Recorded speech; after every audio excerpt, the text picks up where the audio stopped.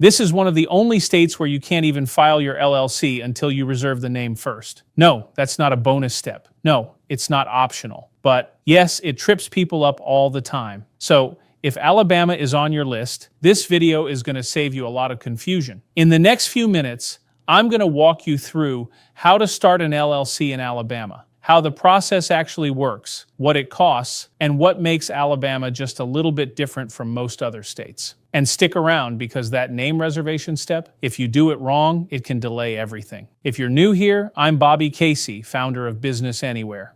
I've helped thousands of entrepreneurs, including remote founders and international business owners, set up U.S. companies the right way. Alabama is one of those states where knowing the order of operations really matters. All right, let's get into it. So, why Alabama? Alabama doesn't get the same attention as Florida or Texas, but it's actually a solid option for a lot of founders, especially if you're building a service business, a local operation, or something tied to the Southeast. The process is straightforward once you understand it. The state takes compliance seriously, and while the upfront cost is higher than some Midwest states, it's still manageable, just different. Now, before you can do anything else, Alabama requires you to reserve your LLC name first. This is the step people miss. In Alabama, you can't just pick a name and file your LLC. You have to submit a name reservation through the Alabama Secretary of State and get approval before you file your formation documents. The reservation is valid for a limited time and there's a small fee. Once it's approved, then you're allowed to move forward. So yes, name search, then name reservation, then formation.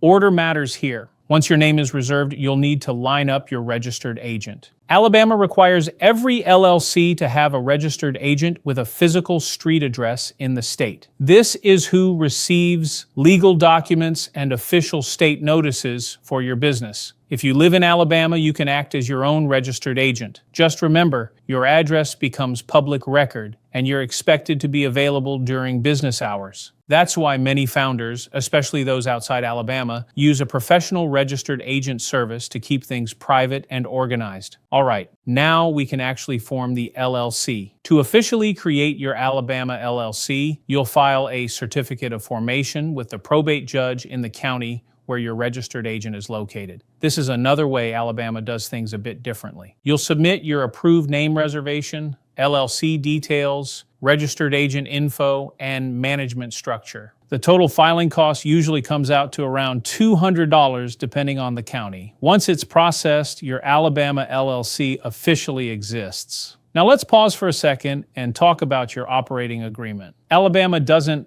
legally require one, but skipping it is still a bad idea. An operating agreement outlines ownership, decision-making, profit splits, and what happens if someone leaves the business. Even for single-member LLCs, this document helps reinforce that your business is separate from you personally, which is the whole reason you formed an LLC in the first place. Banks and payment processors often expect it, even if the state doesn't. Next up, you'll want to get your EIN or Employer Identification Number. This is your LLC's federal tax ID. You'll need it to open a U.S. business bank account, hire employees, get paid by clients, and file federal taxes. The good news, it's completely free and you can get it directly from the IRS online in just a few minutes. Now let's talk about taxes and licenses. Depending on what your business does, you may need to register with the Alabama Department of Revenue for things like sales tax or employer withholding. Alabama doesn't have a single statewide business license, but many cities and counties do. This part is very location specific, so it's worth checking early instead of finding out later. Here's the ongoing compliance piece. Alabama requires LLCs to file an annual report, which is handled through the business privilege tax return. This filing keeps your LLC in good standing and determines any tax owed based on your business activity. It's one of those requirements that's manageable, as long as you know it exists and don't ignore it. So let's zoom out. To start and maintain an Alabama LLC, you'll reserve your business name, appoint a registered agent, file your certificate of formation, create an operating agreement, get your EIN register for taxes if needed, and file your annual business privilege return. Not hard, just very order dependent. One last thing before we wrap up. Alabama is one of those states where doing things out of order causes headaches. That's why a lot of founders choose to get help. At Business Anywhere,